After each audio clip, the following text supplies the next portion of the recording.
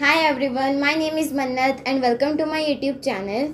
So this week I did a community post in which I gave you three options and most of the votes were for rainbow related crafts. I made a rainbow garland by making tassels out of wool thread, and the second most votes were for hydro dipping. So as I said in my last week's video that I already have planned my June month planner, but still I'm gonna be posting hydro dipping this month itself, and that too the next week, the coming Saturday. So yeah, stay tuned for that. The hydro dipping video is coming on next Saturday, and I am also very excited for trying hydro dipping because I'm trying it for the first time. So yeah, let's see how it turns out. Coming on to today's craft, so this time I made the DIY using wool threads, colorful wool threads. Obviously it's rainbow colorful. I made this rainbow garland with colorful wool threads. So yeah, make sure you have colorful wool threads. I was having, so yeah, I made it finally. And yeah, I wasn't having blue shades of wool thread, so what I did was, so I took white colored wool thread and I firstly made a tassel and a pom pom out of it, and I dipped both of them in a blue colored water. So after drying they turned out in light blue shade. And yeah, without wasting more time, let's get started.